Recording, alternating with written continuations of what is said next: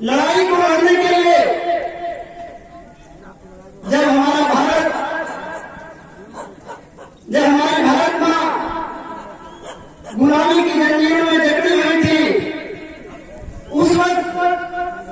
एक ऐसे दिव्य महापुरुष का इस पृथ्वी पर अवतरण हुआ जिसको आज वर्तमान समय में कलयुग की जो अवतार की श्रेणियों में जिन्हें जो आज की भारतीय जनमानस जिन्हें एक महानायक के रूप में और जिनको एक महासपुर के रूप में उनको याद करती है, और उस शख्सियत को जिनको हम जानते हैं बड़े ही श्रद्धा के साथ हम अपने परम पूज्य महान संत सम्राट परम पूज्य स्वामी जी महाराज महानायक नेताजी सुभाष चंद्र बोस के रूप में जिनको हम जानते हैं, जिनका जन्म 23 जनवरी 1897 में कटक उड़ीसा में हुआ था, जिन्होंने अपने संपूर्ण जीवन अपना संपूर्ण जीवन इस मातृभूमि के लिए समर्पित कर दिया।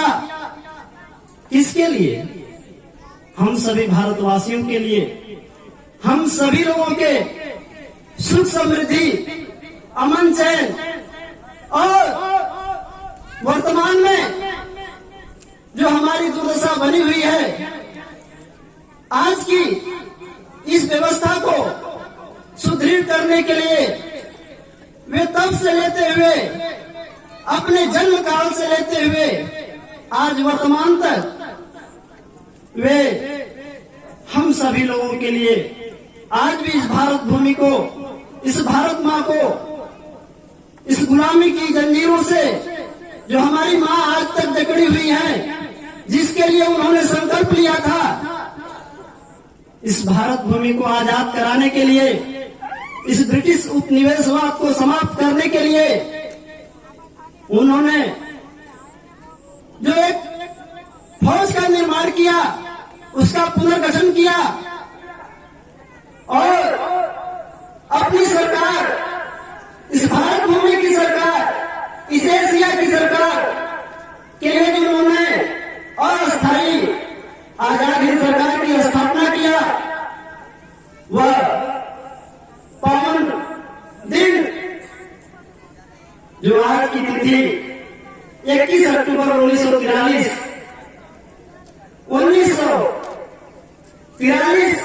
जो आजाद हिंद सरकार की स्थापना दिवस जो उन्होंने सिंगापुर में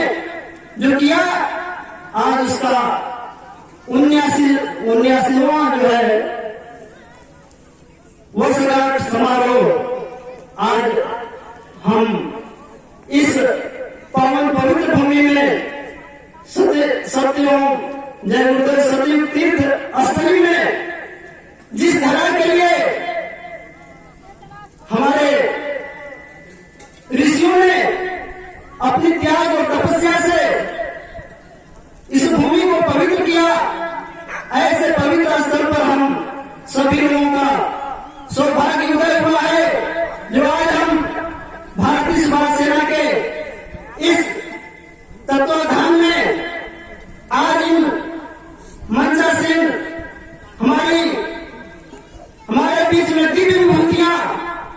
जो बैठी हुई हैं, जिनको हम भैया जी एवं दीदी के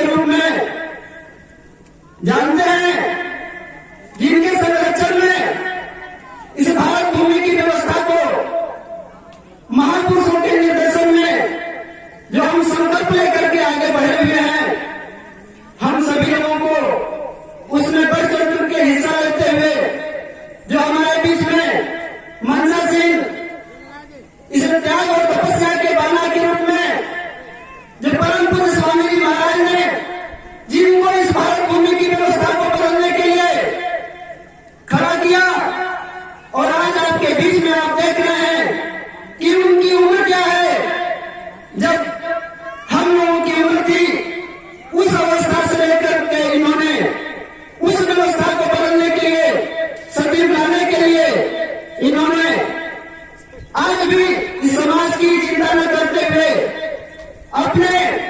अहंकार को त्याग करके, अपने मान मर्यादा को एक तरफ रख करके गुरु की आज्ञा में, गुरु के आदेश पर इन्होंने जो है तपस्या का बहाना जो धारण किया, जो इस व्यवस्था को बदलने के लिए इन्होंने जो संकल्प लिया, वे आज भी आपके बीच में उस व्यवस्था के लिए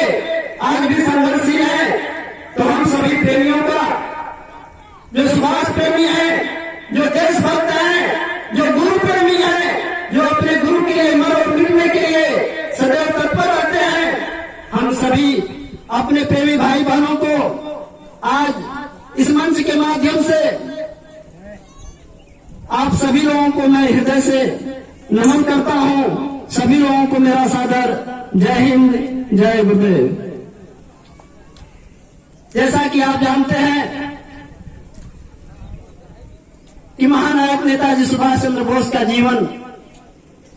बहुत ही कंटकों से भरा हुआ था। अपने जन्म से लेते हुए आजाद हिंद फौज और आजाद हिंद सरकार की स्थापना तक जो उनका जीवन था, कितना विचित्र था, उसका जब आप एक बार अध्ययन करेंगे तो आपके दिल और दिमाग, आपकी रूह कांप जाएगी। वह महापुरुष कैसे एक एक दिन को इस मातृभूमि के लिए, हम सभी भारतवासियों के लिए अपना एक एक दिन कैसे उन्होंने त्याग और तपस्या के साथ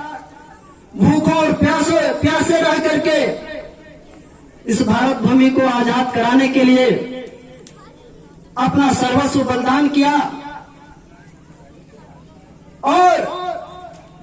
बाल्यावस्था से लेते हुए किशोरावस्था तक उन्होंने जो संघर्ष की लड़ाई लड़ी, पढ़ने के बाद,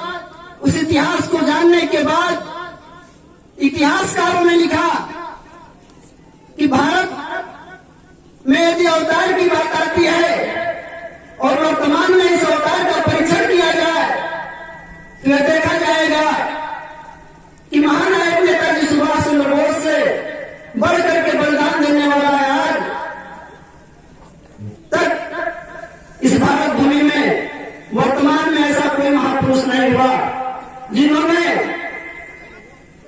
काबुल से लेते हुए जर्मनी, जापान तक, सिंगापुर, मलेशिया तक जो उन्होंने अपने त्याग की और तपस्या की, जब उदाहरण उन्होंने प्रस्तुत किया, वह एक ऐसा उदाहरण था जो भारतीयों के लिए तो प्रेरणा का स्रोत बन ही गया, लेकिन इतिहास के लिए वह अमर हो गया। उनका जो त्याग और तपस्या था, उसको जब आप याद करेंगे तो आपके अंदर वह रोंगटे खड़े हो जाएंगे।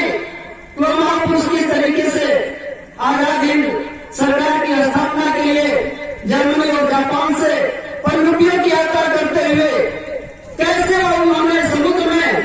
कई कई महीने तक भूखे और प्यासे रह करके उन संघर्षों को उन्होंने झेला। और उसके बाद 1945 का वह दिन आया जो एक विचित्र कहानी बन करके हम लोगों के बीच में व्याप्त हो गई। और 1945 के बाद का जो वह जीवन है वह और भी विचित्र हो गया। और 1945 के बाद का जो विचित्र जीवन जो उन्होंने छद्मवेश में हम सभी लोगों के बीच में समय समय पर अपना छद्मवेशी रूपांतरण करते हुए जो उन्होंने प्रस्तुत किया, जिसको देखने के बाद सरकार की चुने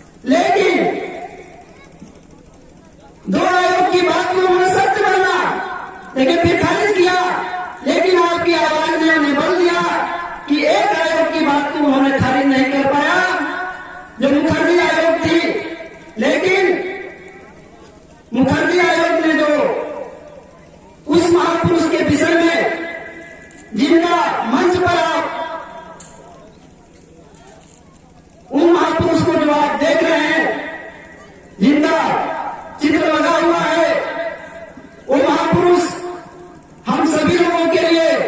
जिनके संरक्षण में आज हमारी यह व्यवस्था सतयुग स्थापना की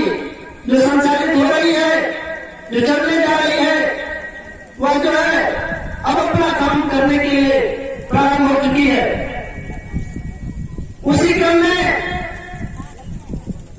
वह इतिहास का दिन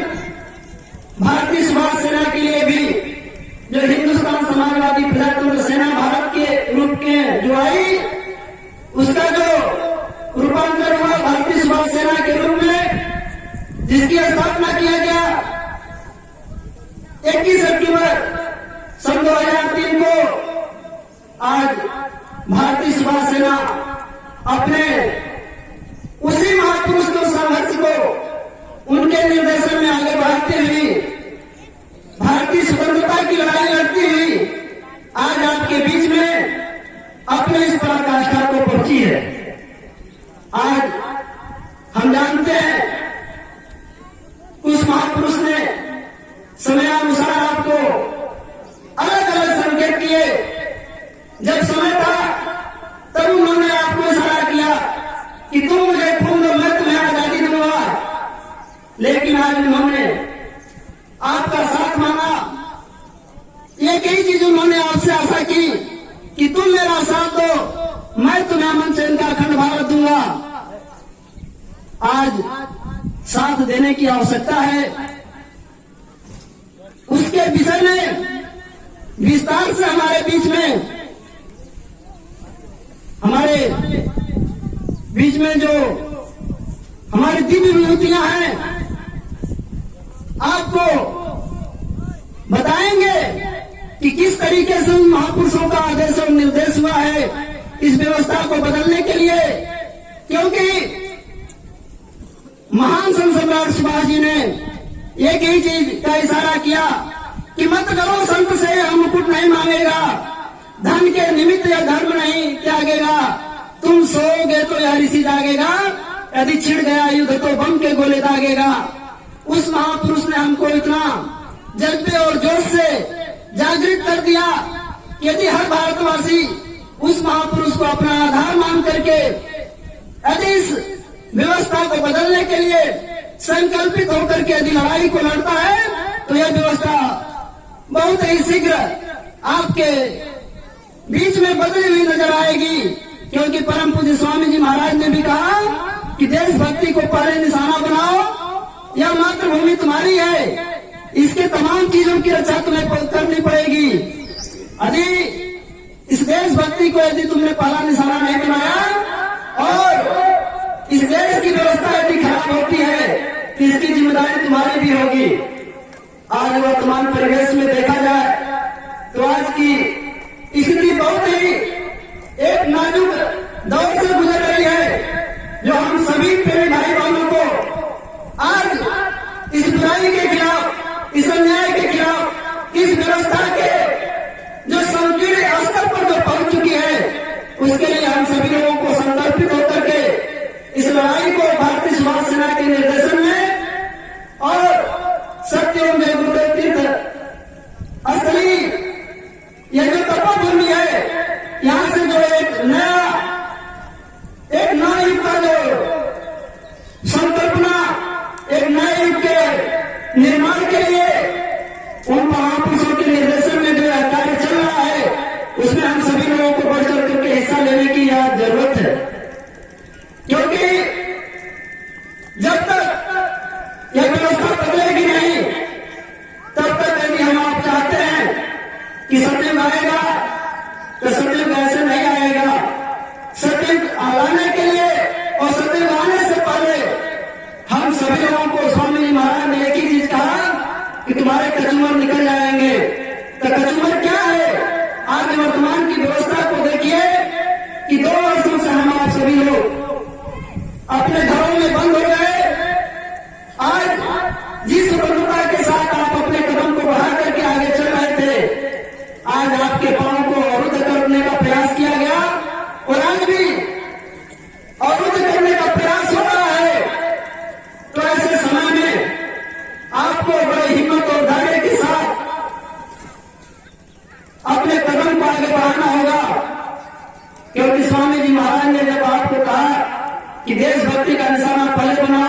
यह तुम्हारी मातृभूमि है। और 25 दिसंबर 1974 को जैम्पियर मथुरा में भगत सिंह पार्क में स्पष्ट रूप से कहा, जब लोगों ने पूछा, क्योंकि आज भी महानायक नेताजी सुभाष चंद्र बोस के नाम से कुछ ऐसे भी हमारे आध्यात्मिक संगठनों से जुड़े हुए, स्वामी जी महाराज से जुड़े हुए कुछ ऐसे भी प्रेमी हैं जिनको हिचकिचाहट होती है कि हमें क्या करना चाहिए, क्या नहीं करना चाहिए। स्वामी जी ने ऐसा कहा, ऐसा नहीं कहा, तो उससे क्या होता है कि उनका संकल्प जो है दिखने लगता है। लेकिन मैं आपको बताना चाहूंगा कि परम पूज्य स्वामी जी महाराज ने भगत सिंह पार्क में 25 दिसंबर 1974 को स्पष्ट रूप से कहा, जब स्वामी जी महाराज से प्रेमियों ने पूछा कि आज यह लोग सुभाष का कार्यक्रम मना रहे हैं, नेताजी का कार्यक्रम मना रहे हैं, तो उसमें जब यह बात स्वामी जी तक लोगों ने अपनी बात रखा, तो स्वामी जी ने स्पष्ट कहा कि सुभाष का काम करो, सुभाष का काम हो जाने दो, परिवर्तन हो जाएगा। जहां तक मेरा सवाल है, मैं आपके साथ खड़ा हूं। अब विचार करने की बात है कि सुभाष का काम क्या है, सुभाष का काम कैसे होगा। 1974 से लेते हुए आज कई दशक बीत गए, लेकिन हम आप किस तरह से उस कार्य को अंजाम दे रहे हैं। अभी सही मायने में यदि हम सभी लोग स्वामी जी महाराज की बात को पकड़ करके उनके कहे वचनों के अनुसार यदि चले होते, तो आज का दृश्य कुछ और होता। और वह दृश्य जिसके लिए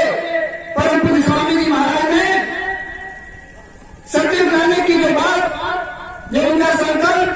हम सभी लोगों को दिलाया था, आज उसका नमूना कुछ और होता। लेकिन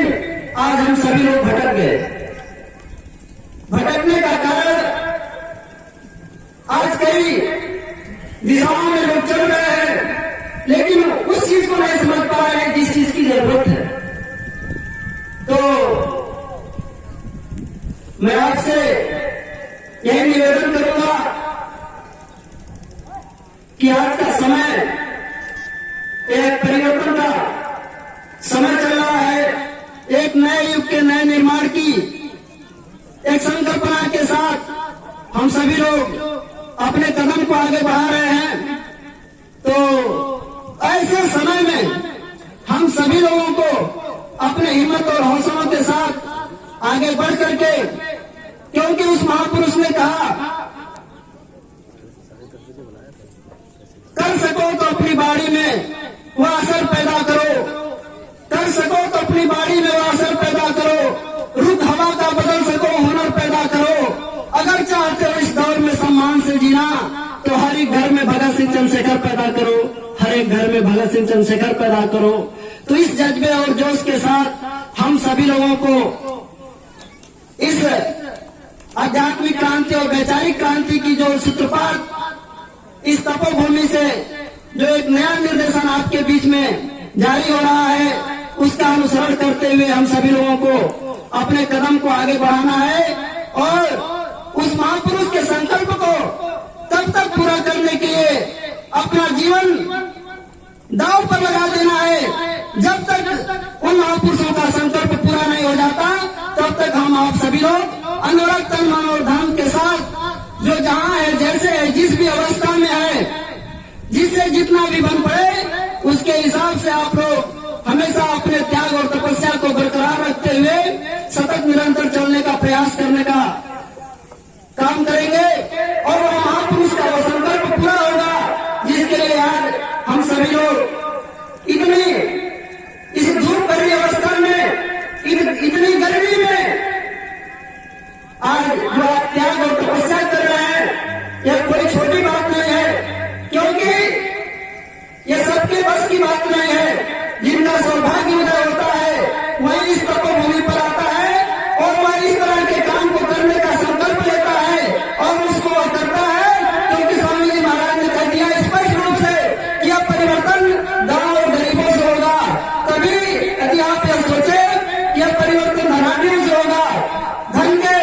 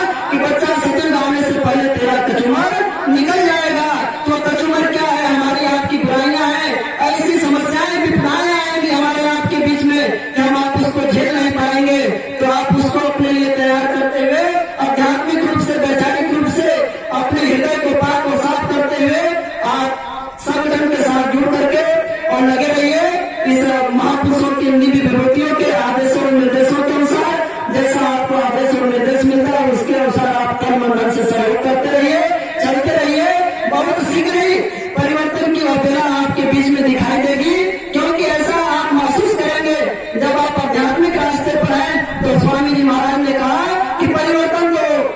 जंगल में बैठ करके भी हो सकता है, लेकिन उसका इतिहास नहीं बन पाएगा। इतिहास बनाने के लिए आपको जो है मैदान में आना होगा, और जब आप मैदान में आएंगे तभी उसका इतिहास बनेगा, और वह इतिहास आपके बीच में और उसकी रूपरेखा आपको दिखाई दे रही है। आपको यहाँ से एक नई ऊर्जा, एक नई ताकत, एक नया जोश लेकर के जाना है। इन्हीं शब्दों के साथ हम अपनी बारी पर विराम देंगे। जय हिंद, जय श्री, जय गुरुदेव।